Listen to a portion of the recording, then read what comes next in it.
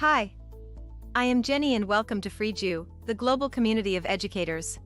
Let me show you why as an educator you should make Freejoo an important part of your teaching and learning practice. A community of teaching practice is important for any educator. On Freejoo you will be able to access CollabEd, which is like LinkedIn but for educators. Here you will be able to connect and network with other educators from all around the world. You can build your own community of teaching practice and/or join one of the many other existing groups and learn and share ideas, lesson plans, etc. with each other.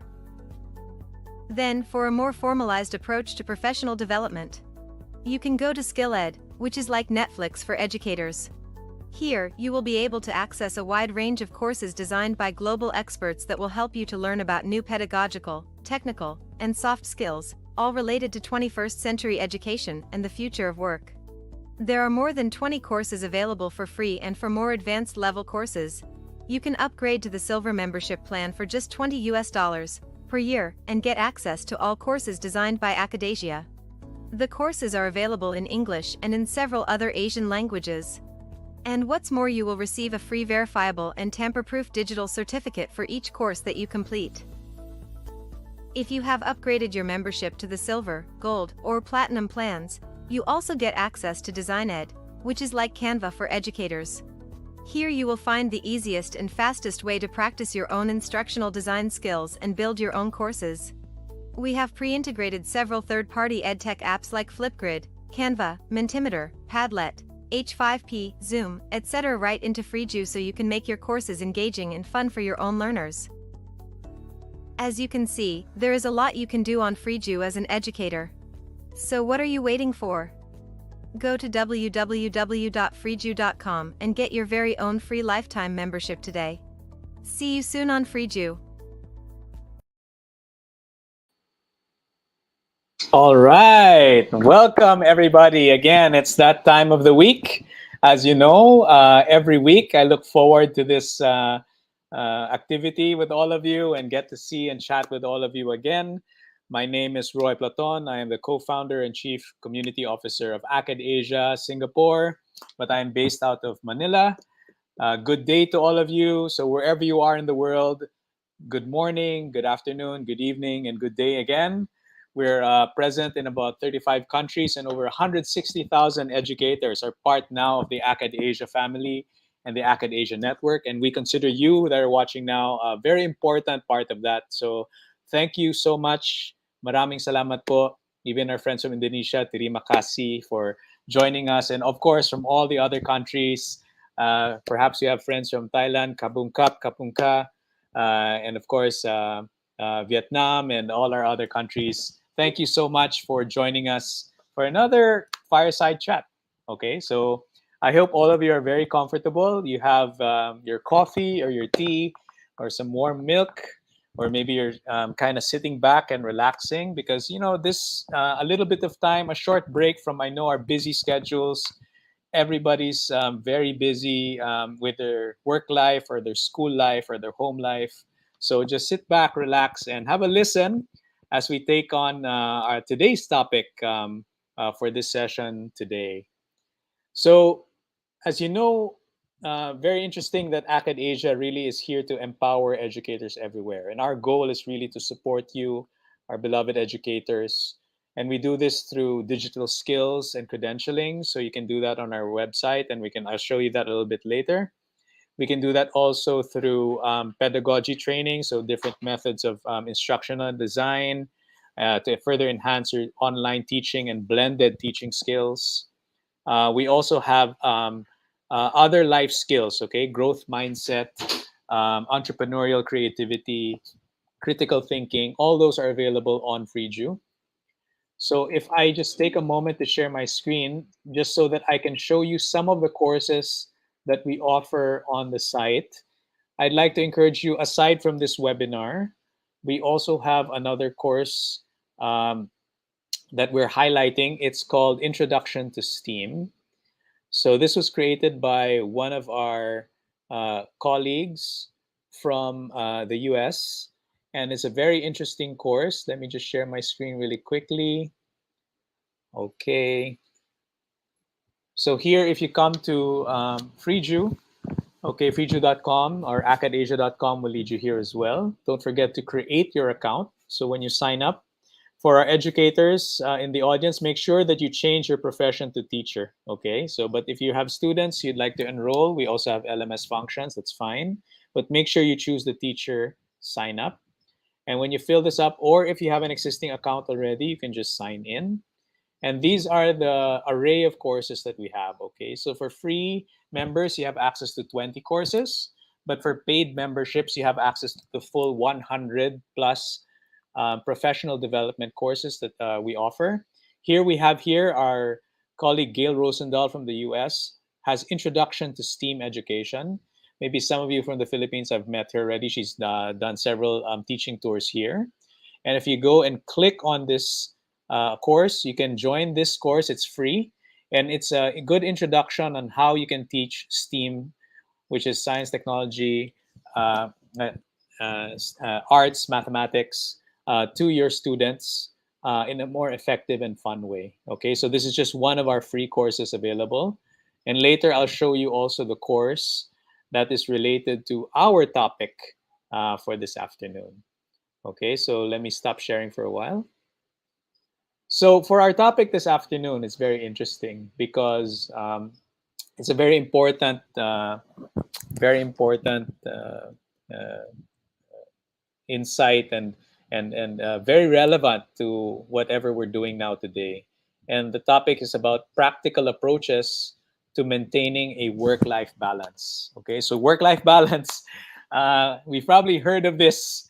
Okay, several times either in our company trainings or from our colleagues and friends at work mostly, because one of the biggest issues is, especially as we had to work from home a lot of the time these past 2 years during the pandemic, and now as we're transitioning back to going to the office or going to campus, it feels a little bit new again or different, right? Because now we actually have to be physically present. Okay, but for perhaps for some of you, you've been regularly going to campus, but for a lot of us who've been working from home, how to separate and kind of distinguish what time and place is for work and what time and place is for the rest of our lives, or for home life, family life, recreational activities, re-energizing activities. Okay, those things are very important so that we have a good balance of our professional and personal lives. We'll look at probably some of the challenges, okay, we may face, and our speakers today will share some tips and strategies on how to implement these in our own lives. So, without further ado, I'd like to introduce our two speakers for this afternoon. First, I'm proud to introduce, she's from the Philippines. She holds a master's degree in early education from the University of Asian Pacific. Um, she earned her MA in child development and education in 2010. She was a preschool teacher for about 6 years and a high school literacy coordinator for the next 7. And she says her most challenging role so far is homeschooling her two children, ages 6 and 3. And when they are napping, habang natutulog po sila while they're asleep, she watches K-dramas and rereads her favorite Jodi Picoult drama novels. Okay, so that's an example of a good work-life balance, right? So without further ado, I'd like to introduce Miss Georgie Perocho Garcia. Hi, Teacher Georgie. Hi, Roy. Good afternoon, and good afternoon to everyone who's joining us today. Fantastic. Okay, thanks for joining us, Georgie. Our next speaker is from Indonesia, and she is a lecturer at the Teacher Training Faculty and a head at the Office of the Collaboration Affairs and Career Center at Widya Mandira Catholic University in Indonesia. Okay, so she has also her PhD and has a lot of experience on this particular topic itself, work-life balance. Without further ado, I'd like to introduce Ibu Priscilla Assis Horne. Hello, Ibu Priscilla. Hello, Roy. Hello, everyone. Hello, Joji. Oh, hi, Lou. Hello. Fantastic. Thank you so much for taking the time to join us also today, Ibu Priscilla. And very excited to actually have this discussion with you both. Last week, I'm also pleasantly happy when we had our talk last week, it was just us two gentlemen, and we had Mai from Akadasia join us. And now I'm very happy to have women's perspective on this topic. So thank you again for being here. All right, so we'll start our fireside chat with a couple of guide questions just to kind of get the ball rolling and just how to see, where we're at. So as you know, and we can probably start with Teacher Georgie first. Sometimes we keep talking about work-life balance. Okay, what is this thing all about? Okay, so in your view, what do you actually mean when we say what is work-life balance? Well, when I was preparing for our chat today and I was reading up on how work-life balance is defined across different careers and across different professions, I found out that even across generations, the idea of work-life balance has changed so much. And we are actually at a point to where it's being deconstructed already. But for me, work-life balance really is that sweet spot where I can see the different parts of me, the different versions of me alive and thrive. So, for example, for the aspect of work, I can categorically say that I'm a teacher, and then the life part would be the mom, the daughter, the fitness enthusiast, the K-drama lover, as you mentioned in my intro, the singer, the reader, the writer. They are all me. They're all parts of me. And while some aspects need more time and attention on a daily basis, I have to feed the others too, or I have to give time to my other interests too, for me to continue functioning, or for me to fully be present in the across all different versions of myself, if that makes sense somehow. Yeah, thanks, Teacher Georgie. Yeah, so it's really the different, I guess, roles or things we enjoy being in our own lives and having a balance of all of that. Yeah, I hear you. Ibu Priscilla, what's your definition, or what do you see? What do you think of when we say work-life balance? Yeah, so, well, actually, I do have a personal life as well, like what Joji pointed out about hers. I do love K-pop, K-dramas as well.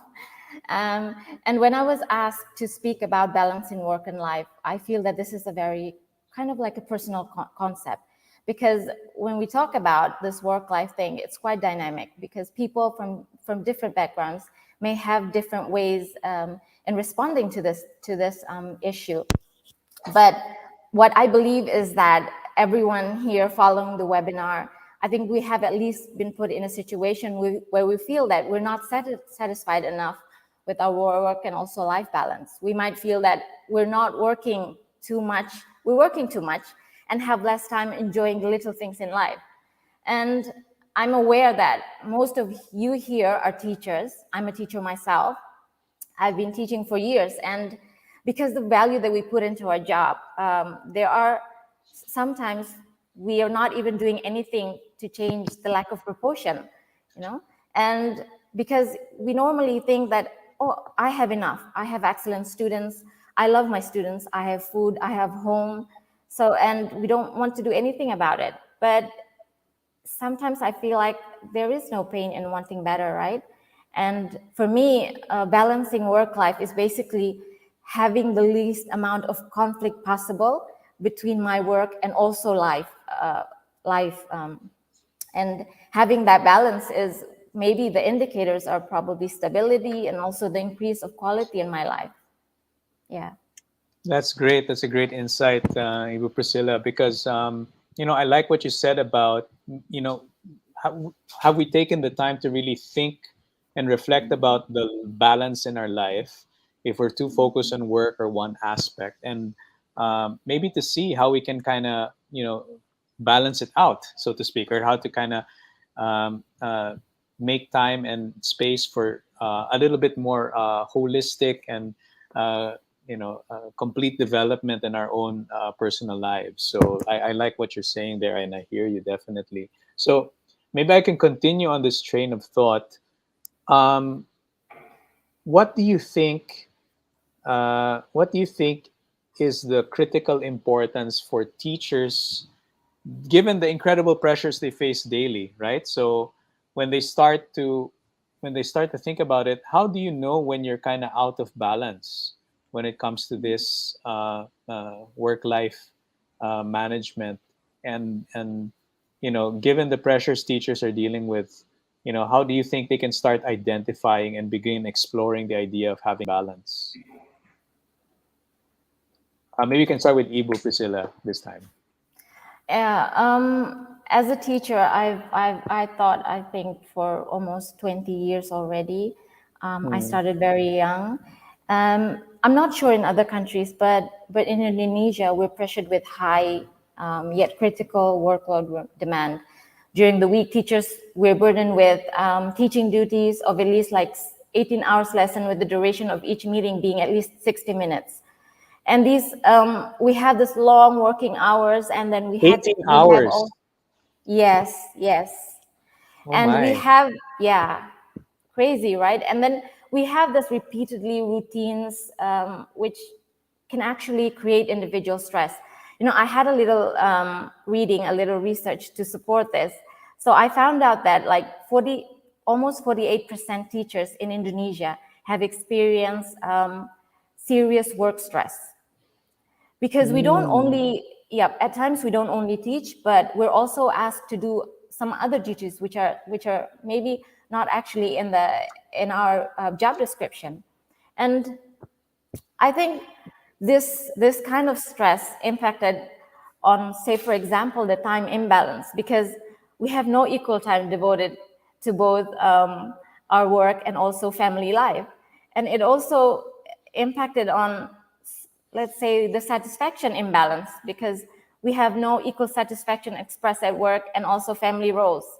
And I think when we're trapped in this kind of conflict, we should start exploring the idea of work-life balance. And maybe we could start ask questions. Like for me, I could normally I would ask questions to myself. Am I in control of my life? Do I have choices? Are my needs and others balanced? And if I'm not happy with the answers, then I guess it's the time for me to find the correct proportion, I guess.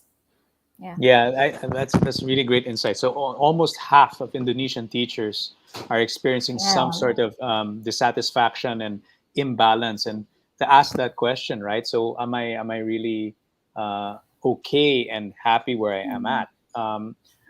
Teacher Georgie, can you share your thoughts on this? On how do we start, identifying, what are the challenges educators are having when they're trying to find out if they have this balance or not?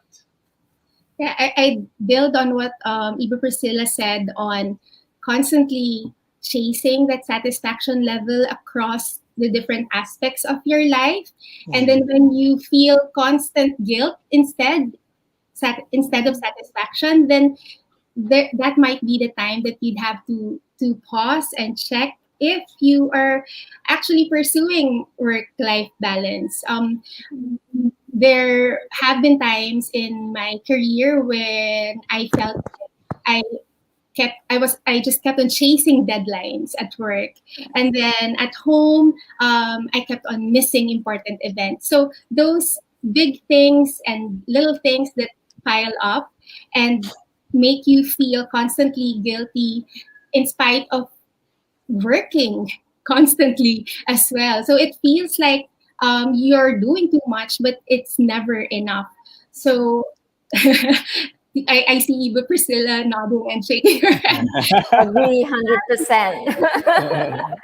I feel like the teachers watching us would relate as well to that feeling. And I'm a young mother as well. As you mentioned in the intro, I have two young children, and add motherhood to the list, it's a whole different monster. So I'm still full disclosure, when teacher Jake invited me to this afternoon, my initial reaction was, yay, goody, I'd learn more about work-life balance. And then a few beats after it was only when I realized that he was asking me to share. And and Oh, as people was talking, I'm actually writing down. I'm still learning from you as well, and yeah, I'm still finding this balance, this seemingly elusive balance, and um, I'm glad that right now we have this venue where we could share our experiences and we could see our shared concerns that we could solve together as well. Right. So, even Priscilla, you're nodding your head. What were you kind of, relating to what Teacher Georgie was saying? well, you know, it's it's just crazy, when we start talking about this. Like I said earlier, that this is a very personal concept, and but we relate in a way that we all have been through this kind of situation. Right. Even though we have different backgrounds, some of us, you're from the Philippines and I'm from Indonesia, we might have that different kind of background, but of course we have been in that same situation. And that same situation is kind of crazy when we think about it. And we've been holding on into this situation thinking that, oh, I'm doing fine. But when somebody sort of like triggers you to talk about this, then you would start thinking, oh yeah, this is I'm not fine. something. Yeah, I'm not fine actually. These questions, even though probably we're practicing it in our daily life right now, maybe I've been practicing these, but then at some point in life where these kind of standards kind of like lower down and you kind of forget it because of the workload that you have, the stress, the family issues that you have to face. So yeah, that's why I think that we're really connected in this thing. Yeah, Yeah. I agree, right? So regardless, I guess, and that just reflects even in Akadasia what we've seen. We've trained so many teachers from so many different countries, and it's not even differences between whether you have better internet connection in an urban city or less internet connection in a rural country. The issues are very similar. The challenges are very much the same. So I like what you were saying about sometimes I have a feeling that it's not enough, right? So I'm hearing that question keeps repeating itself, and I kind of remember one of these talks I saw online about I think it was Jordan Peterson was talking about, would you want to have a life where you have 100% or 120% of this aspect of your life that you're super good at, but the rest of the aspects of your life are less than 20 or 30%? Or are you happy, let's say, with five aspects of your life, like this, that's income and work, family, relationships, your own personal fulfillment, what have you, those other five things, only at 80%, right? If we were to try to kind of put a number on these things, because I'm sensing that, it depends, of course, on each person. It depends on what they value and what they think or feel is enough, right? Some people choose that I'm okay with being super good at this one thing and giving up the rest of these things. And some people are okay with, I'm all right with 80% of each of these other things, but I have a more holistic or, fully developed aspect in my entirety of my life, right? So when we talk about work-life balance, that's what comes to mind is when you say, why do we feel it's not enough, right? What do we think we're missing? So, for example, if we go through, let's say, a day in the life of a teacher, let's try Ibu Priscilla's example. If I'm at school or doing admin work or with my students 18 hours a day, Yeah. and I pour myself to give them the best education as I can, but that's not just the lesson plan or the syllabus. Sometimes you have to do different roles. Sometimes you Yeah. have to be a counselor because sometimes the kids have issues and problems. And then now with all this technology, sometimes you also have to be tech support. Sometimes they have to, right? Sometimes they don't know how to use the True. gadgets, or they can't connect. So now you're first line tech support. True. And after this 18 hours, you're traveling, you're commuting, your role as a passenger, or you're driving, all the stress of the traffic, or even just shutting down if you're at home. It's like, let's say your child is crying and you don't know what to do, or let's say your husband or partner is, asking you to prepare dinner. So of the 18 hours in your day, if you only have 24 hours, you only have about 6 hours left to sleep. I mean, it's like, Yeah. so when we look at that day, how do we kind of, I guess I want to ask your input now, is how do you kind of become aware of where your time is allocated? There's only 24 hours in a day. And how do you identify which is valuable to you so that you can have balance? Well, I have to add that I'm I don't only, so overall I have more than 50 hours working in a week, because I do not only teach my students, but I'm also responsible in the collaboration affair and also career center in my university. And I hold this three important tasks that I have to do. And the first one is I have to arrange all the cooperation affairs within one institution for 21 study programs. And I have to also do the tracer study of our alumni. And also I have to arrange as well the career development for the students and also the alumni. So every day I work, say for example, I leave the house, the earliest would be 8 a.m. in the morning, and then I return home. The latest would be like 5 p.m. in the afternoon. Yep. And if I have to calculate, I'm not really sure, but then I can say that even though I'm home, but sometimes I still do think about work as well. Yes. Even in the Yes. bathroom, sometimes my staff, she would just text me and then there's something going wrong. And then I would be in the bathroom thinking about, oh my goodness, what am I going to do with this kind of thing? And to be honest, I'm also still not really good at balancing work or life myself. But I guess when it comes to that kind of situation, then the most important thing is that try to go back to that balance. Like I mentioned earlier, about there are times that you feel like you're out of balance, and it's about coming back, asking yourself that kind of questions, whether am I still in control of what I'm doing? Do I have choices? Actually, I have choices. I can say no to this particular kind of job, but I prefer not to, but I can do it. And those kind of questions actually just need to come up in order to really see that whether you're balancing this work or life working hours. Like, am I having enough working hours? Am I having enough family hours? So, going back to those kind of questions, Roy.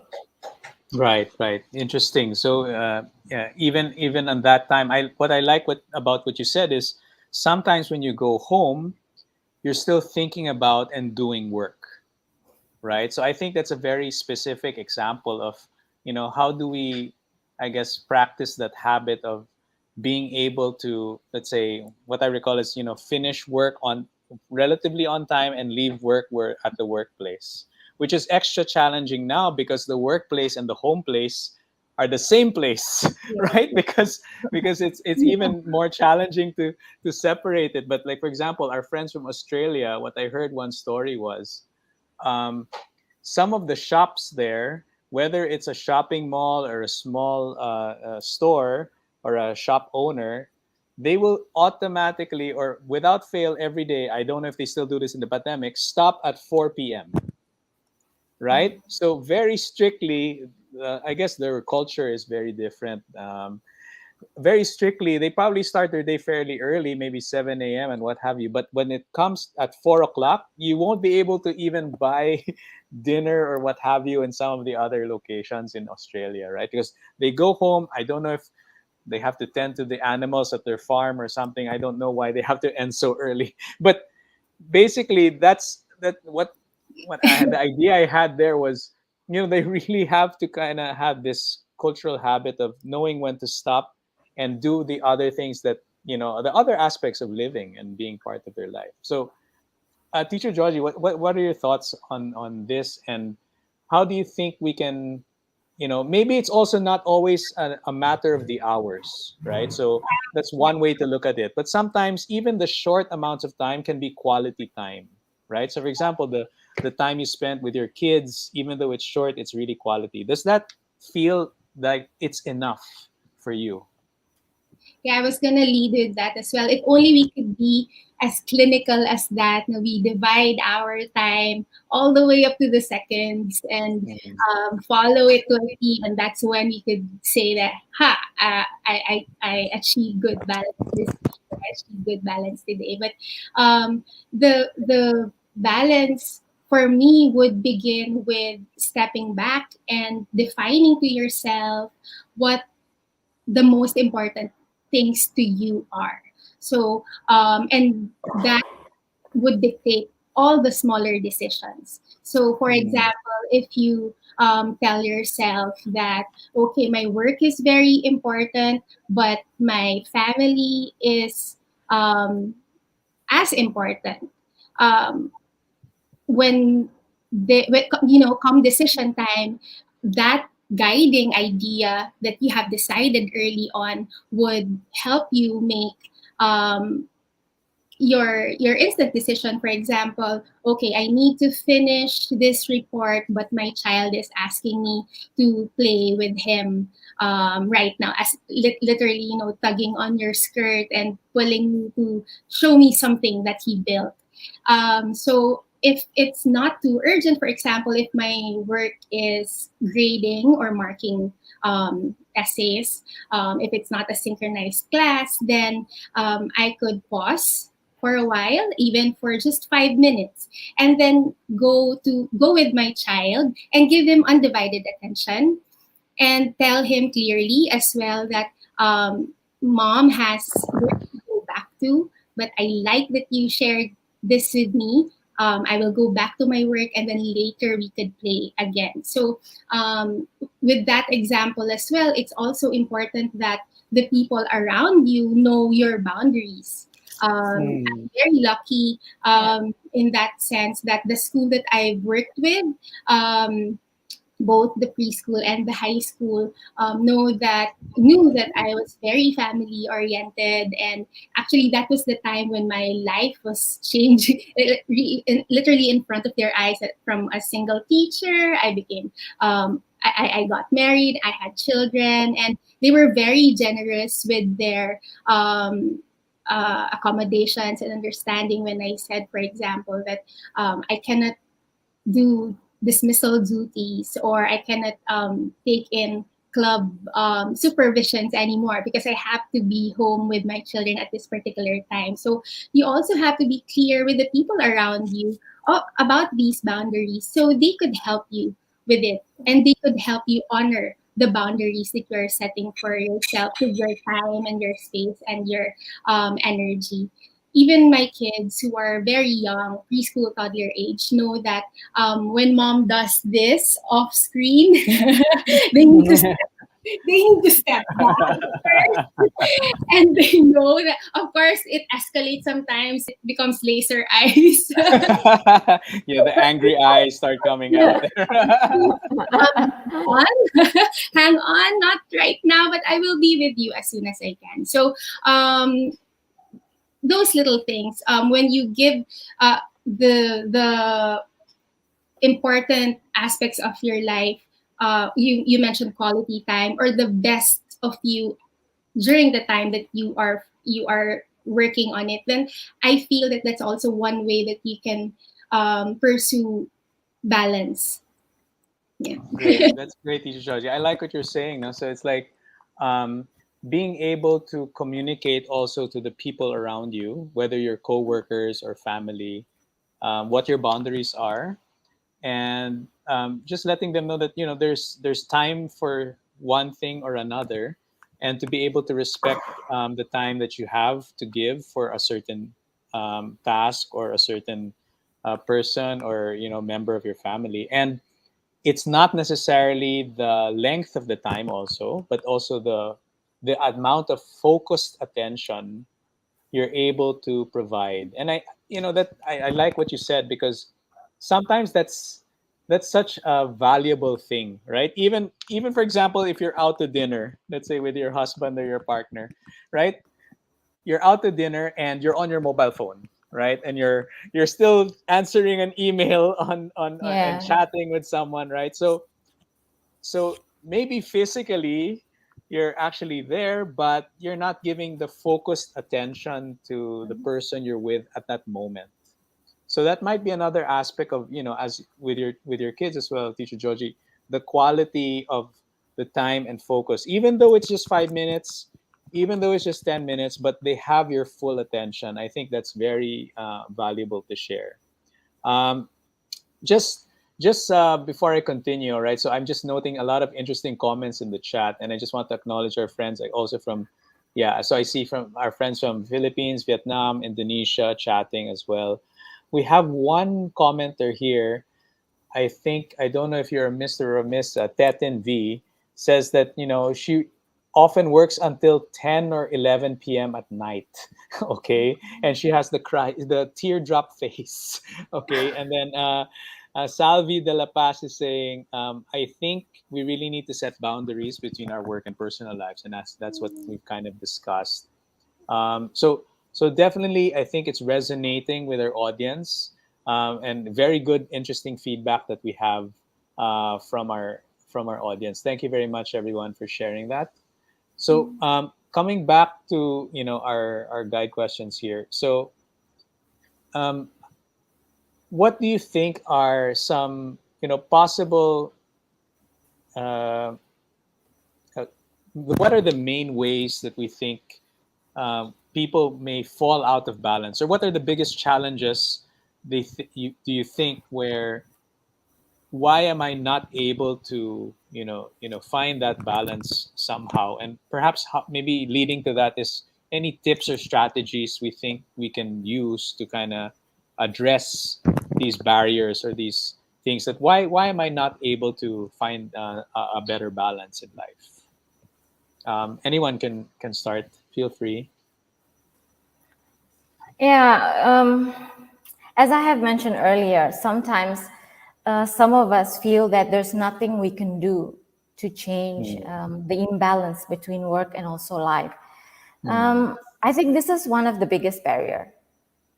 We might in certain times feel trapped in our work demands, our co-workers' attitudes, and even like I said, we love our students very much.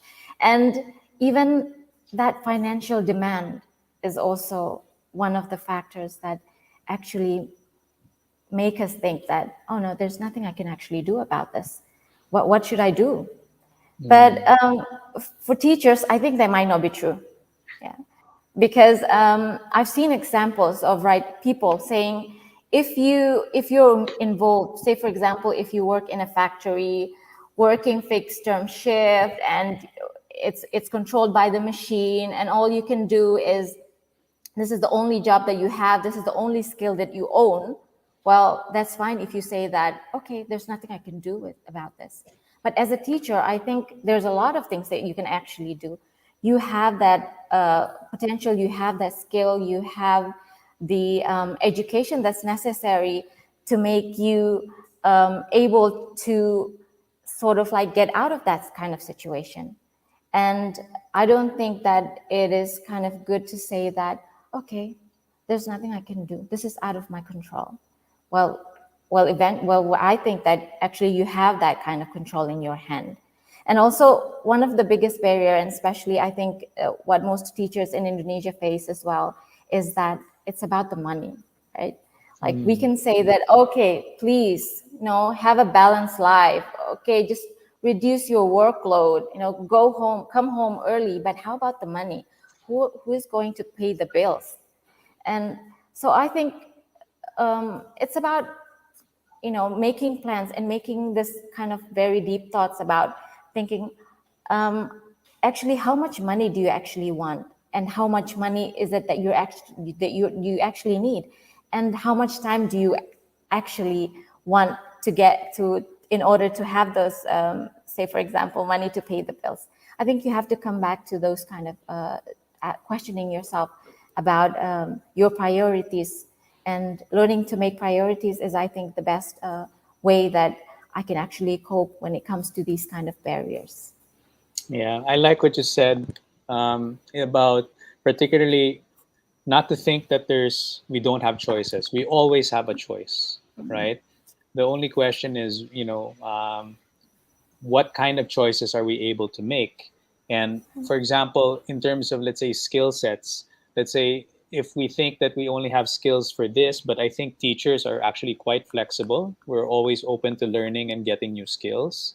And in fact, on Akadasia, that's why we've designed our training programs to be self-paced as well, because we understand that not all teachers will have the time to kind of upskill themselves, right? If I wanted to learn something new, whether that's leading towards a promotion or my master's degree or PhD, or let's say there's a new hobby. I like photography, and perhaps my hobby can turn to a side income because I'm really good at taking photographs, possibly, right? Or Yeah. do I have time to, let's say, do tutoring sessions for other kids? It might be, let's say, 30 minutes or what have you, but maybe on that time I can earn a little bit more that's less stressful because I'm just dealing with one or two students rather than an entire class. But all of these things, as you've mentioned, Ibu Priscilla, is, it's also up to our choices how to allocate and make that a way so that we're actually able to pursue these things and hopefully achieve, some sort of financial freedom to actually have time to, do other things as well. And we always have that choice. We always have that choice. So that's what I liked about what you said. Teacher Georgie, any other thoughts on this? I agree with both of you. I keep on nodding. I particularly agree with what Ibu Priscilla said about, you know, feeling sometimes like you don't have a choice, but then you always do it. Sometimes it's ourselves um, who caged us in these impossible situations because we feel like we couldn't say no to these people who we respect so much at work, or people we love so much at home. These relationships are important to us and we don't want to, hurt anybody. So sometimes we just keep on saying yes, and at the expense of our time and our goals, some of our goals that we want to pursue. But the reality is we really can't just have time for everything, and we have to make sure that we, as I mentioned earlier, we know what's important to us, and we set big and small chunks of time to do what we would like to achieve. um, we were also talking about barriers and how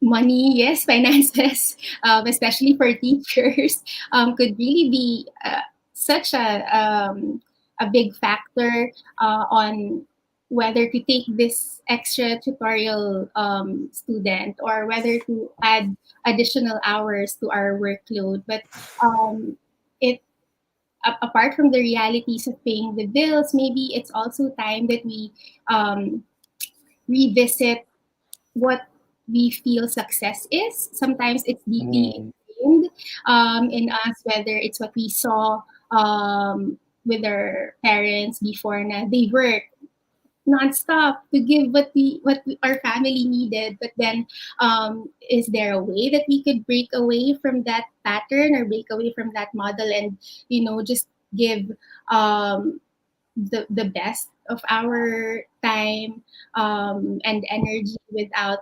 sacrificing, as we said, you know, new hobbies, or time for loved ones. So, yeah, I as teachers, it it's really important that we pause from time to time and we redefine ourselves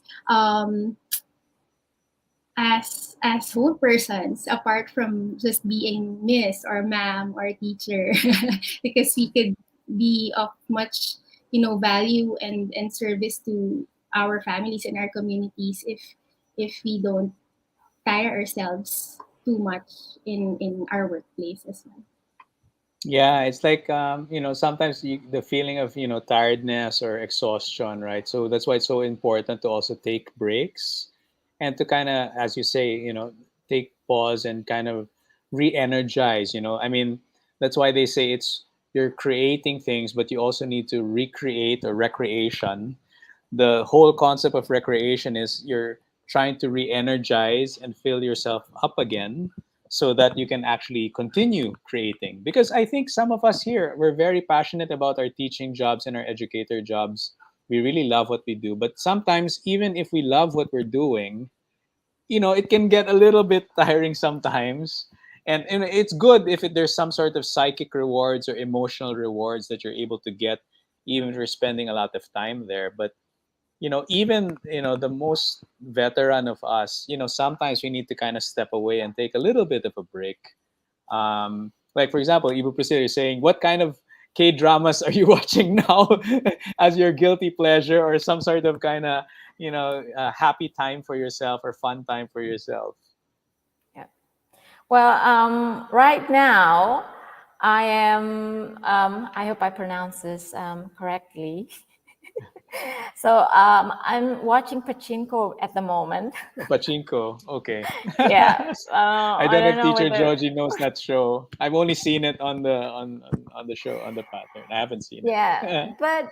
but basically what I do is that during the weekend, I'm actually newlywed. I just got married a couple of months ago. Congratulations. Thank you Yes. very much. Oh, thank you. So, having this career and also trying to be in this like honeymoon mode is pretty difficult sometimes. But what I actually do with my husband is that we try to sort of like, find a moment where we can, share our hobbies, even though like watching K-drama is not his hobby at all. But he tried his best, and I tried to convince him actually that these dramas are great. Let's just watch together and spend time together. So we could just say, for example, 1 or 2 hours spending quality time together watching my K-dramas. Or sometimes he gets bored and he will just, watch his own movies. But then there are times where we have this quality time together, try to think and discuss things through, maybe the movies when they're quite interesting, we would just discuss and having these little and small talks about it. And that would be just, that would be just great. You don't have to, like you said, Roy, and I think did you also agree to that it's not about the amount of time, whether you have that balanced time between your work or your family, but it's more about the quality. Even though it's quite small, watching movies, spending 1 or 2 hours together, it's really helpful, and it really helps you to bring you back into that, it just helps you get out of that stressful situation. Yeah. Yeah, I Small like that things. because it's like it's one of the tips, right? I guess that's some of the questions that have been. So, what tips can we share? It's really just trying to make even small pockets of time for things that really have give us high happiness and really make Yeah. us feel great. Spending time with the people we care about the most, even if it's a simple thing. And I've tried it. I'm sorry. Uh, I really just not into K drama, and I just stay there for the heck of it. But deep down inside, I can't wait for this show to be over so that I can do other Oh things. no. But but of course, because we have to kind of spend quality time, you make some sacrifices once in a while. But for the most part, I really it's not my cup of tea. So I'm just sharing with you. I don't know if some of the other boyfriends or husbands can relate, but of course we do what we My can. husband would tell the W version too long. Didn't watch verse one. Yeah, Like, Oh my between goodness. so he knows exactly. why I'm busy. Oh my goodness. So, but we do it because it's for quality time, right? so, Yeah. so even though however short that is. All right. Yeah. So before I go to the questions from the audience, I just wanna go to our, I guess, our last guide question that we have here. So basically, we've been sharing some tips. Finding things that find us joy and happiness. It's not about the length of time, but the quality and the focused attention to that. Um, so, as educators in our own lives, that's what we can do to help improve our work life balance, identifying what's important to us, obviously, and making time for that. But how can we perhaps also translate this to, how we teach, or how do we share this kind of tips to our students, right? Also, for them to have, let's say, maybe a little bit of a what we call a school life balance as well. Like, so I know we're all kind of also trying to figure things out ourselves, but from whatever we've learned, from whatever we've been able to do, how do you think we can also impart this to our students, to also have a good school life balance for themselves? I think we hinted some of it a while ago with, Georgie sharing about how she handles her kids, but specifically for, let's say, even older kids or high school or tertiary students, how do you think we can impart that school life balance, or a more balance in their own lives as well? Georgie, do you want to start or? Uh, sure. Yeah. I mentioned that I was a literacy teacher for quite some time, and when the opportunity to talk about work-life balance presented itself, I also wanted to to imagine it, or how to ask myself how I visualize it. So, and I think the automatic symbol or picture that we see is the weighing scale, where work is on one pan and life is in one pan. And as I was reading about it, there have been ways that work-life balance is presented in different ways, and that's what I would want to share. So we can look at it as juggling. There's a principal in school principal in the US, Mr. John Mulliken, who uses the juggling metaphor for work-life balance, where there are glass cups that you can't ever break. There are plastic balls that you could afford to have drop from the rotation when you juggle. Mm. And there are ghost balls that you feel like they're very important, but when you drop them, they don't make a noise. You find out that they're not important at all, but these Mm. are the things that keep on haunting you. For example, the email banners late at night that you just really want to look at and check, or the deadlines that um, you keep on pushing, but you have to, that's done once you face it. Things like those. So it's important that as you pursue work-life balance, you think of yourself as a juggler, that you know what your glass cups are. They can't drop at all. I guess it also fits into the example I said earlier on knowing what's the most important thing to you. So, for example, for me, my glass cups would be my children and their education, since I am homeschooling them. And my plastic balls would be, for example, the laundry. I could we could just rewear what now anyway. We're just home, things like those. So, and then I'll just pick it up and put it back in the rotation, in my juggling rotation. And then there's another teacher who thinks of work-life balance as a patchwork. So instead of thinking of it as a skill that you have to balance, you think of life made of different. Think of it as a quilt of different sizes and different materials, and that's what makes your life vibrant. You have different times and size. I mean, if you a fixed time as the size of the the patchwork. I also sew. That's one of my hobbies. So this, this metaphor resonated with me as well. And it's a friendlier way of looking at your life than just constantly trying to find that equal amount of time or effort or success in your life. So I guess what I can tell my students would be to look at life as something that you figure out on the way. Sometimes these things are more important at this point. Sometimes you also have to give more time, for example, to your family at this point. And then as long as you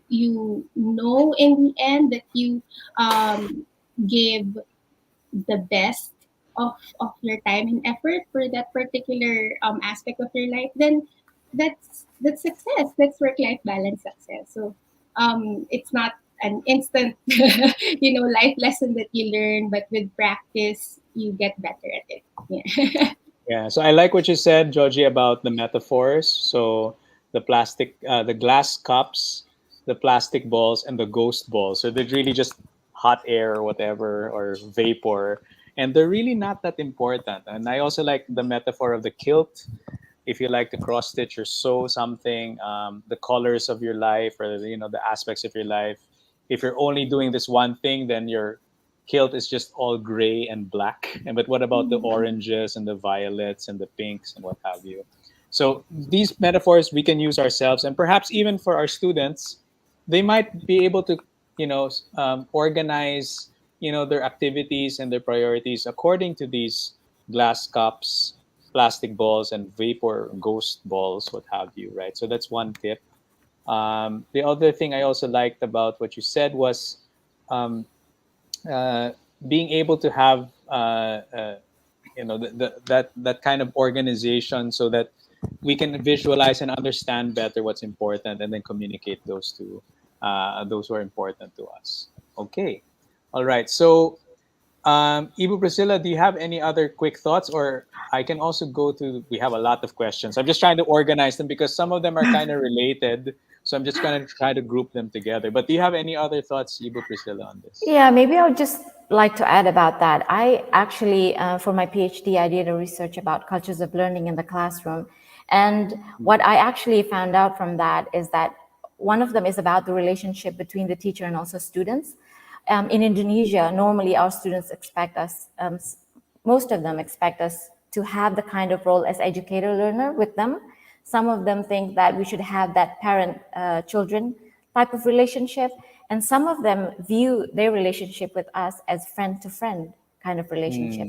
And from that research as well, I found out that actually the culture in the classroom is actually transmitted from the teachers in Indonesia, of course, because we have this very high power distance. So teachers are normally, they have a really great power in the classroom. They arrange everything, they set the rules and so on. And normally our students are only asked to become followers. The students should only follow us. That's why there's this little small culture that is built in the classroom. That's why I think as an educator, it's very important for us to think about what we want to transmit to our students, because this is what they hold. And these kind of beliefs, preferences, and even thoughts, those are the ones that our students normally bring with them. And they bring them into wherever they go, and they build small cultures from that. So it's very important to have that, to give that good habits to our students, and it should be used in the best manner possible. Yeah. Yeah, I agree. And I think it's not just an Indonesia thing. I think I have very similar experiences in Philippines. There have been research in the US as well that kind of, and it's a little bit intuitive in the sense that, yeah, because you are the authority figure in the four walls of the classroom, the teacher is the authority figure on the screen, assuming the students are actually behind the camera there and actually visible there, right? So, and in the especially in the early stages of or formative years of schooling and learning societal norms, the students of course need to follow the authority, right? And I guess as our roles as teachers, especially for younger learners who have very little organization and structure, they're still very carefree, so they need some structure to focus their energy, then the authority figure model can work. But as you get to older learners approaching senior high school to tertiary level, that's when they start forming their identity. That's when they start forming their priorities in life and what's important to them. And our position as learners now, or as teachers now, not necessarily as the authority figure. And we also say this a lot in our blended learning classes or trainings for in Akadasia. Now, instead of being the sage on the stage, meaning the one who knows everything, you are now the guide on the side, right? Because now what we're doing is we're letting the learner think independently, make their own decisions. If they feel that, you're super focused on this, but what about the other aspects of your life, right? So you want to achieve this and do this, but what about family and friends? And I guess it's up to each individual to make that decision, what's important to them.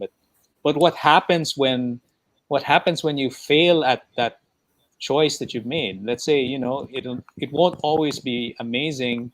You sometimes stumble, but how do you get back up, right? What's the support system you have? Can you lean on the other aspects of your life, your other relationships, to also say that it's not the end of the world? There are other things about life that are wonderful, and you can always try again. So I think that kind of balance is important, right? Okay, so fantastic, great sharings. There are a lot of questions now. I'll try to organize them. We'll probably spend the next 20 minutes to try to go through these grouped questions together. Again, I'd like to remind our audience, if you still have questions, just type in the Mentimeter link that you've been seeing on screen and in chat. So there are a bunch of questions here, grouping accounts. I'll just try to group them with more about work-life balance for the self. Okay, so some of the questions the audience have are, how do you bounce back from burnout? Okay, so what are the tips we can share in prioritizing, in prioritization or time management for workaholic teachers? Okay, so because there are several questions I got, even they're asking here even about the roles of men and women, males and females in society, because sometimes there's a context that I want to be more gender neutral in this. There's an expectation of certain roles that women are perceived to fill now, well, in the past, right? So let's say the home, taking care of the children, home activities. But I think I would like to think that's a little bit changing, right? And even the men, right? The men sometimes are expected to just be the breadwinners, just work all the time. So regardless of gender, even that mixing, and there can be an imbalance there. I mean, you can have a woman who's the breadwinner and all she does is work. You can have the houseband who's just doing all of those things, right? But in particular, I guess the grouping of the questions is, whether whatever role we choose, how do we bounce back from burnout? How do we prioritize from, I guess, workaholic teachers? How do we manage our time better? Well, interesting questions. Normally, as a teacher, I say, okay, if I tell my students, if you're thinking about the answer, just say that it's an interesting question, so that gives you time to think about the answer. Well, what I think the very simple thing is that you always have to know when you should be attached to what you're doing and when you should detach from it. And when we've been talking about it, I think the whole session it's all about detaching from what you're doing. So when you're in a burnout, you should detach yourself from that workload, that whatever it is that you're doing. And there's so many ways that you can do. We talked about it, K-dramas. It could be, or Georgie, what she would do is that spend more time with her children, play with her children, and maybe for me, maybe I would just go to the restaurant, find a nice drink, or just, driving around the city and then try to find a fresh air. Just know when you have to detach yourself from that.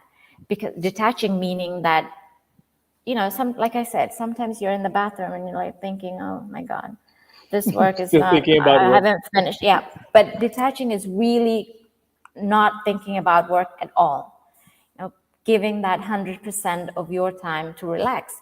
And like Joji said before, and I really agree with that you have to really talk to people, your coworkers, your family, that you have boundaries.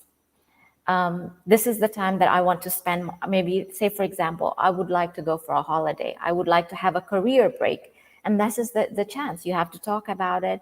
And then for this opportunity, you have to really detach from it. What I did actually is that I have this time where I get really stressed out with my work. And what I did, that my detach strategy is to go and continue my study abroad. And that's one way that I think worked, because then I kind of like step out of this routine and then going to a new place, starting a new journey. That helped a lot in that particular process of having that balance or going out. And I think being able to step away like that, Ibu Priscilla, is you also get to appreciate what you value, what's important to you, and also maybe also appreciate where you had come from. And if you do decide to go back to the teaching practice and profession, you kind of renew your passion for it, and you kind of are able to temper not being, as the question saying, like about being too burned out, right? So there's a very interesting nuance there. Usually the burnout happens as it accumulates steadily over time, right? It's not a one-time wham. I don't want this anymore, this is so difficult. It's something that creeps up on you slowly until you come to that point where, oh my god, I find this so exhausting already. It's accumulated over a long period of time, and then all of a sudden now, oh, why do I feel this way? I used to feel really great about this, and now I'm not passionate about it anymore. And that's a sign of being burned out, right? So being able to take, as you said, those little breaks, coffee breaks, even a long sabbatical, that will help kind of just put things into perspective, right? So yeah, Georgie, do you have any tips on burnout and time management for workaholics? um, well, Ibu Priscilla mentioned detaching several times. So there are, daily practices that you can do to physically detach. For example, if you have the luxury of having several gadgets, for example, you have your laptop, you have your phone, and you can, for example, uninstall Gmail from your phone so that you only check your mail on your laptop. Things like those. Like if only to force yourself not to constantly, check your check work related email on your phone. Things like those, or in terms of the geography and logistics of your house. For example, if you have a set workspace where you know that that's only where you would work. You won't bring your laptop to bed anymore, or you won't. Little things like those, like little contracts with yourself that would say, "Hey, I am taking care of you. So we have to make this schedule and this logistical planning tech-wise work." So you mentioned earlier also how it's so hard, and I see it also in the questions. It's so hard to achieve work-life balance during the pandemic, especially in the past 2 years, because it's and Jake, teacher Jake and I were talking about how everything sort of just bled on each other during the past 2 years because of this odd setup that we have. But over time, there have been very neat, coping mechanisms that we teachers have developed, and with the new challenge of face-to-face classes now, it kind of seems like recovering from jet lag, like when you just recently adjusted to the pandemic, and now, oh whoa, okay, well, it's a new setup now, but of course we will adapt.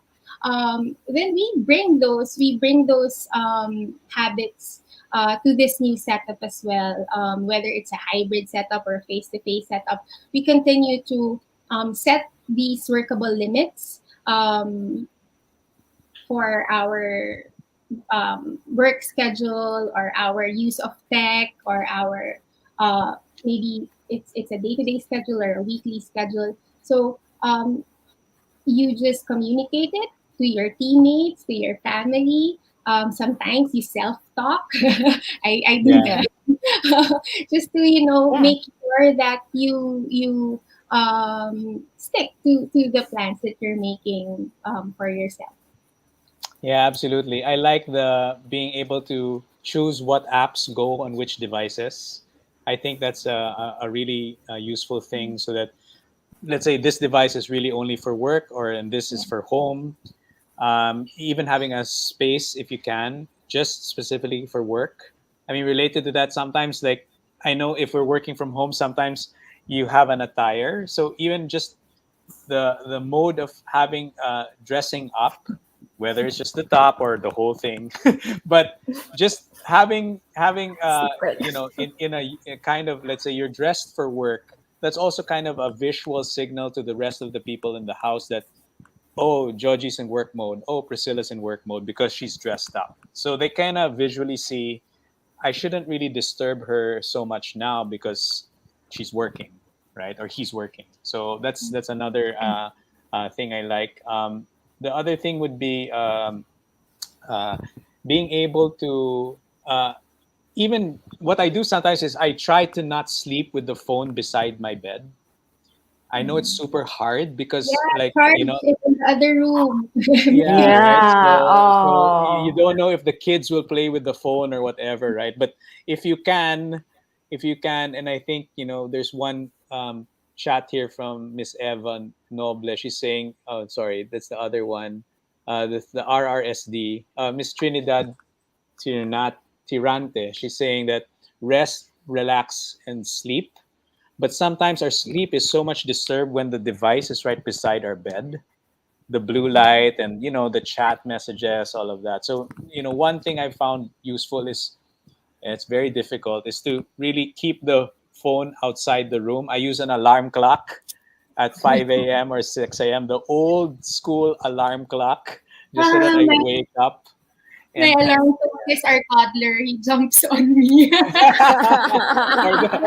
your kids, mom, Oh. it's time to wake up. So yeah, okay, so those are great tips and to manage time. Okay, I think we still have time for one more question. I'll just try to group again from the chat. Now this time, that first set of questions was more the self.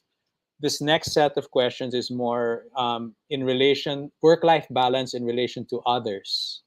Okay, because some of the questions here are, how do we be clear with our administrators and, I guess, school leaders, of having them to acknowledge and respect and support teachers' need for work-life balance? How are we able to communicate that with especially our superiors or our coworkers and colleagues, right? And as well as even our children. So there's another one question here, although we've shared some examples about that earlier. How do we also kind of be clear with our own kids? Because sometimes it's so hard to say no to our own children when especially in this homework setup. How do we communicate our work-life balance boundaries to our administrators and to our kids?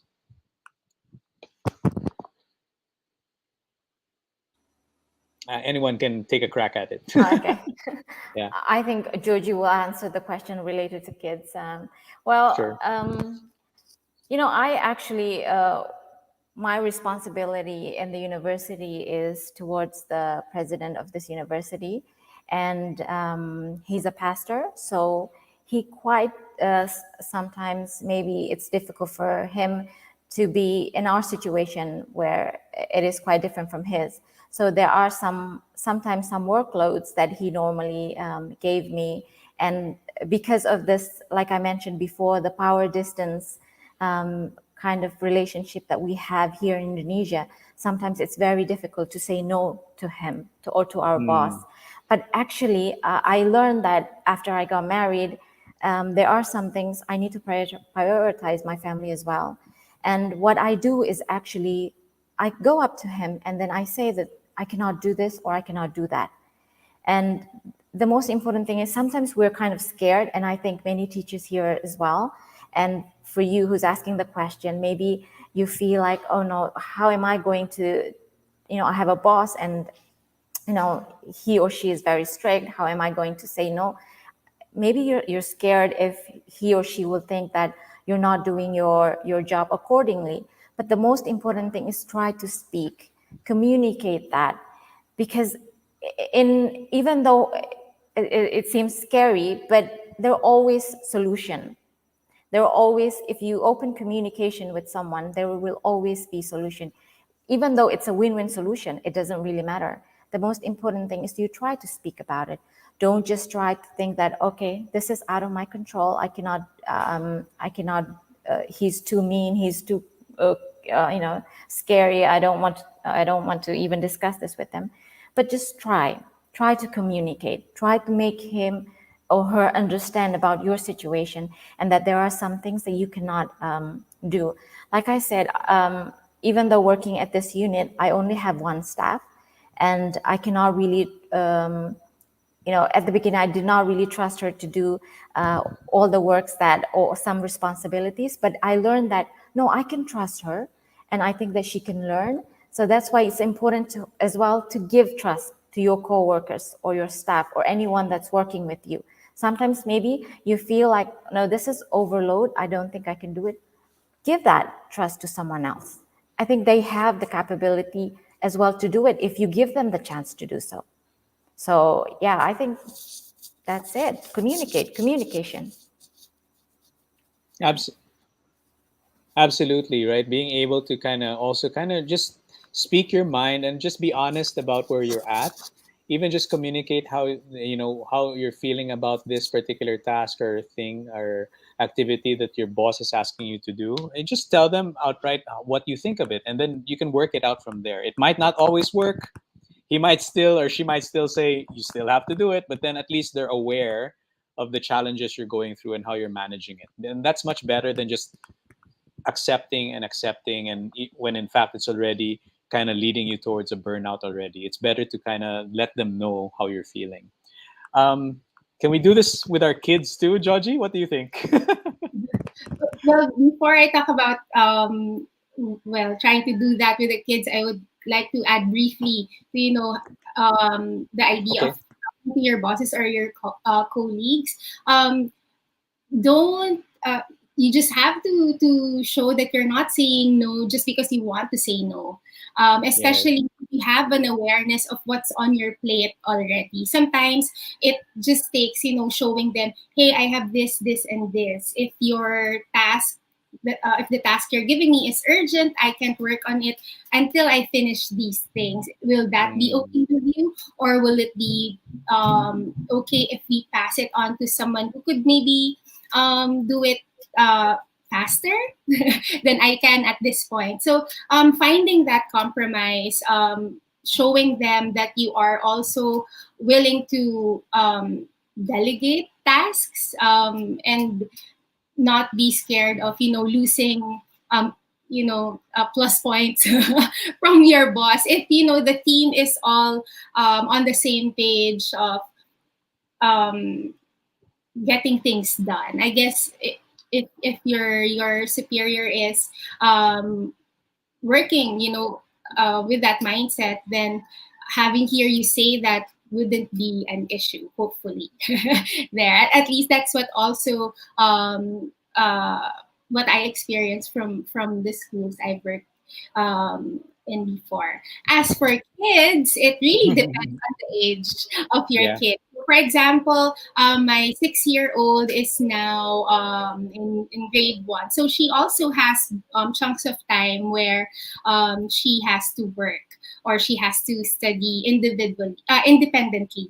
And usually that's also the time when I try to work on my independent tasks as well. So sometimes she feels like a little grown up, sitting beside me, doing work with me, because tell her that this part of the day is independent work time for both of us. I have my thing, you have your thing, and then later we can work with each other. For example, when you show me what you worked on, and I'm going to give feedback, things like this. As for the toddler, yung mas hands-on, of course, Mm.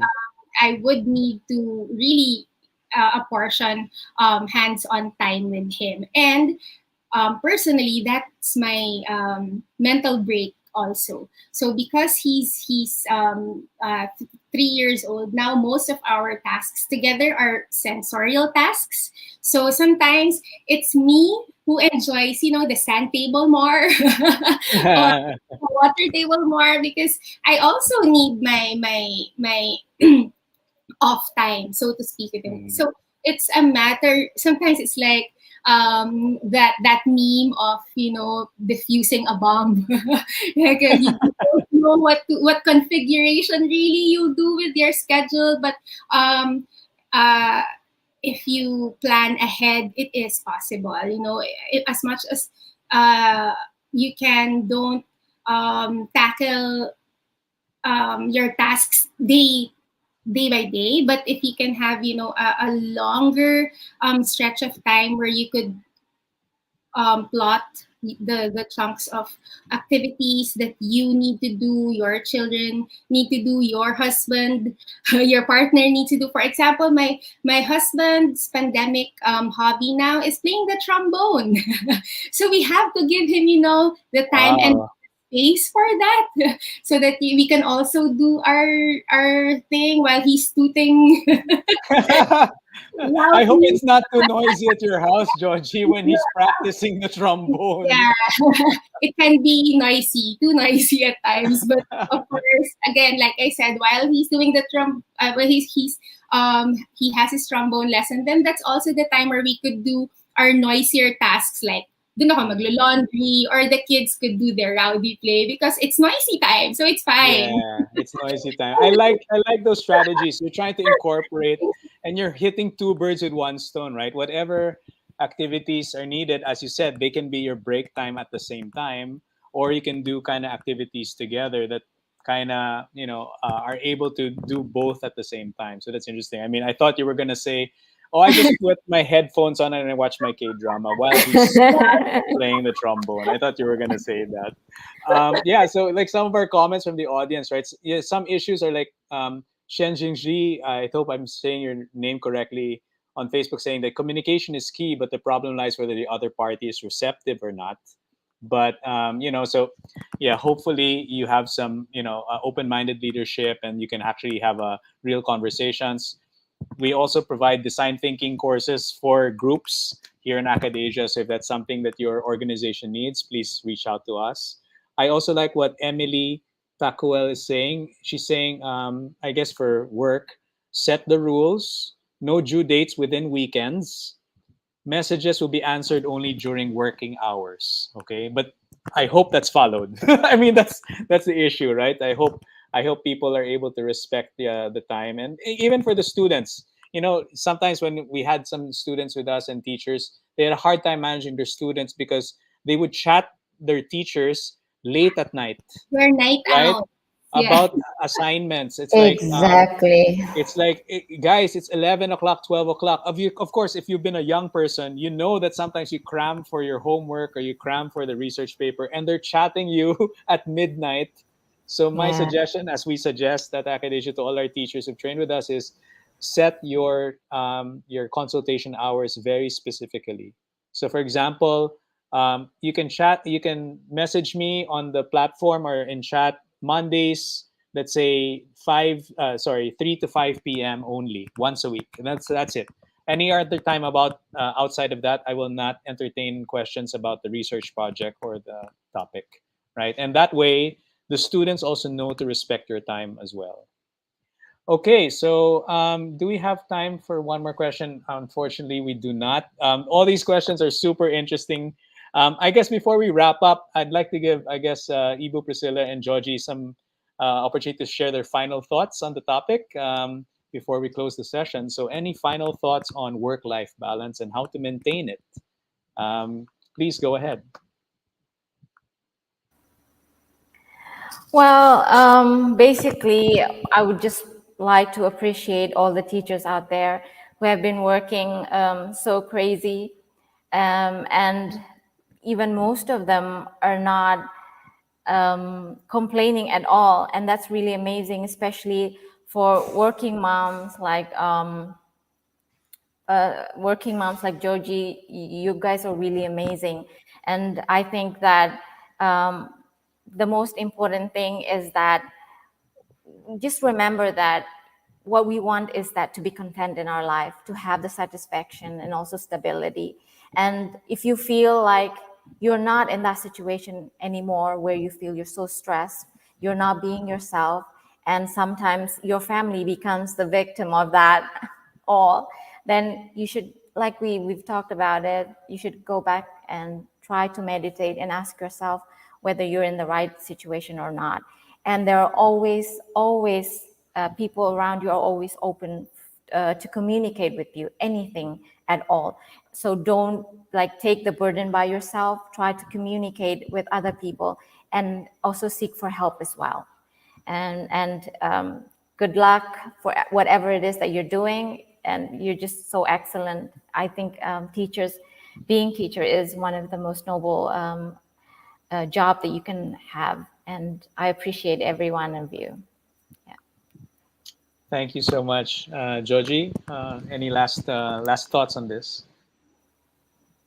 Thank you again. Thank you for the invite. I learned a lot as well. Thank you, Ibu Priscilla, for and Roy for such a rich conversation. And I hope all the teachers that tuned in this afternoon remember that because of the personal nature of our work, it may seem really difficult, may seem really impossible to compartmentalize um, our time, our energy, our emotions. But of course, I just read this somewhere. I hope I am quoting correctly, but there is so much good to do in the world, and we can't do it. But we can always commit that we will always give the good that we have in us to the world. So we really can't cover everything at any given point in time. So the best that you can give is always good enough. And I hope that you remember that we are beyond our teaching hats. We are, as I said earlier, we are beyond being teacher, ma'am, miss, sir.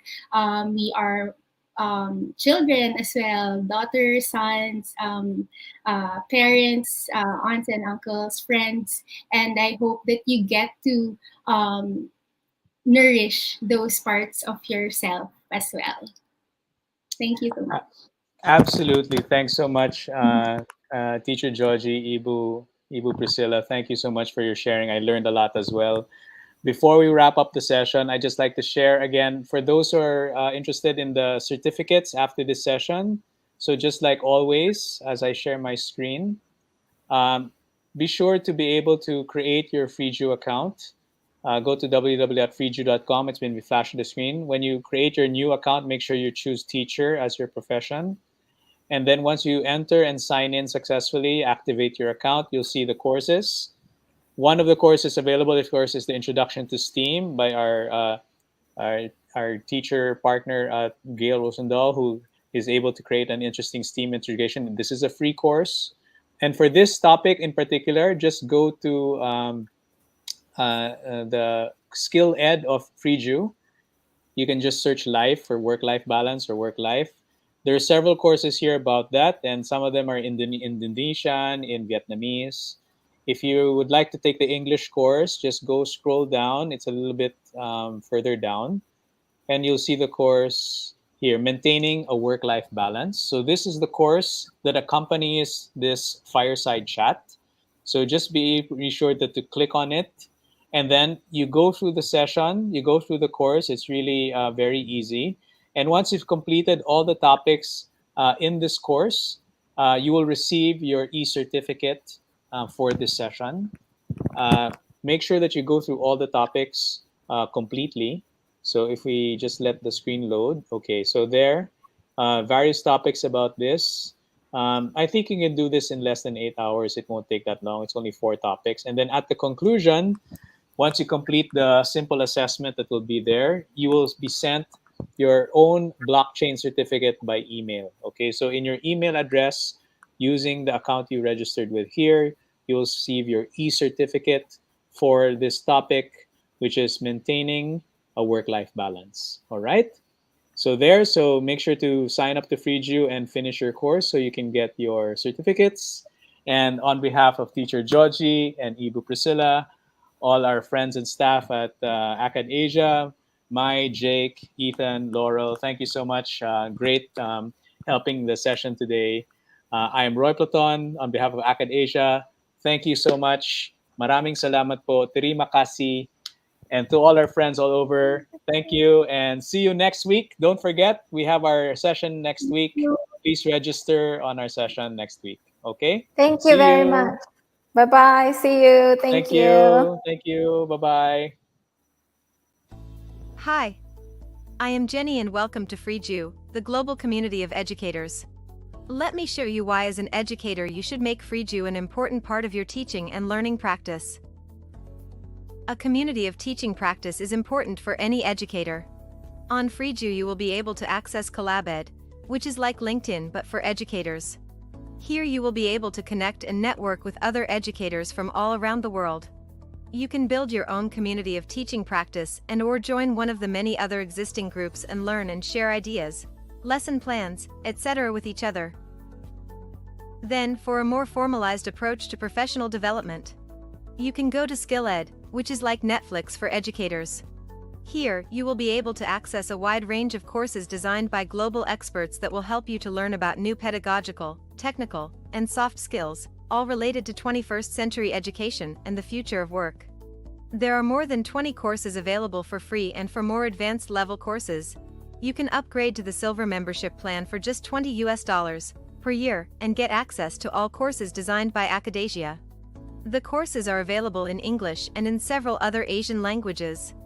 And what's more, you will receive a free verifiable and tamper-proof digital certificate for each course that you complete. If you have upgraded your membership to the Silver, Gold, or Platinum plans, you also get access to DesignEd, which is like Canva for educators. Here you will find the easiest and fastest way to practice your own instructional design skills and build your own courses. We have pre-integrated several third-party edtech apps like Flipgrid, Canva, Mentimeter, Padlet, H5P, Zoom, etc. right into Freejoo so you can make your courses engaging and fun for your own learners. As you can see, there is a lot you can do on Freejoo as an educator. So what are you waiting for? Go to www.freejoo.com and get your very own free lifetime membership today. See you soon on Freejoo.